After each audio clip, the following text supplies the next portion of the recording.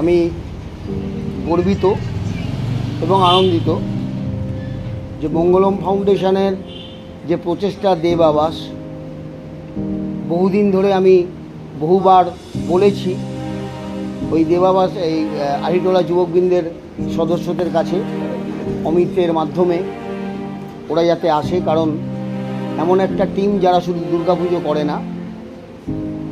আমি উত্তরের গর্ব বলি, তার কারণ যে মানুষের যখনই কোনো প্রয়োজন পড়ে উত্তরের মানুষের কাছে, তখনই আহিটোলা যুবকবৃন্দের সবাই ঝাঁপিয়ে পড়ে।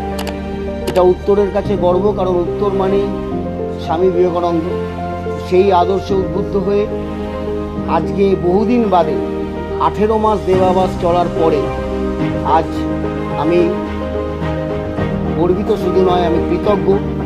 আহিটোলা যুবকবৃন্দ আমাদের কাছে এসছে মায়েদের জন্য। মায়েদের হাতে আজকে মাতৃদিবস পালন করতে গিয়ে মায়েদেরকে শ্রদ্ধা জানিয়েছে, সম্মান জানিয়েছে, অনেক জিনিস মায়েদের যেগুলো প্রয়োজন সেগুলো দিয়েছে।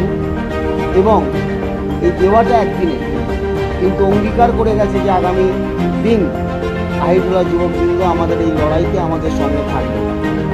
আমার বহু পুরনো সাথী বাবলুদা থেকে শুরু করে বহু লোক এখানে আছেন যারা বহু পুরনো দিনের একসঙ্গে পথ চলার সাথী, তাদেরকেও অনেক দিন বাদে পেয়েছি, খুব ভালো লাগছে। আর আজকের মাতৃদিবসে আমিও যেরকম মায়েদের প্রণাম জানাই, শ্রদ্ধা জানাই, আমি মায়েদেরকে অলরেডি বলেছি আমি প্রার্থনা করি মহাপ্রভু জগন্নাথের কাছে যে আহিটোলা যুবকবৃন্দ একটা টিম নিশ্চয়ই, কিন্তু টিমের লিডার থাকে। এখানে একটা বাচ্চা ছেলে লিডার অমিত, আমি ঈশ্বরের কাছে প্রার্থনা করি ও এভাবেই এগিয়ে চলুক, আর সিনিয়ররা ওর পাশে দাঁড়াক, জুনিয়ররা সঙ্গে চলুক, আর যারা ওর বন্ধু তারা ওর হাত ধরে হাঁটুক। আগামী দিনে আহিটোলা যুবকবৃন্দ পুজো আরও বড় হোক, আর মানুষের পাশে থাকাটা আরও বেশি করে বড় হোক, এটাই চাই। সবাই ভালো থাকুন, আবার আসুন দেবাবাসে আমাদের লড়াইতে আমাদেরও সাথে থাকুন।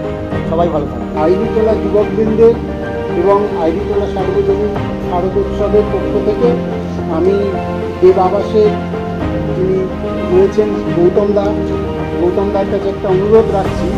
আমাদের এই 55তম বর্ষের শারদ উৎসবের শুভ সূচনা খুব শীঘ্রই হবে এবং সেখানে মায়ের হাত দিয়ে মায়ের পুজোর শুভ সূচনা করতে আমি এটা অনুরোধ রাখছি। তো সেই দিন আপনাকে আমরা জানিয়ে দেবো কোন দিন কখন হবে। সেই দিন আপনি যদি আপনি মায়েদেরকে নিয়ে আসতে পারেন তো খুব উপকার হবে।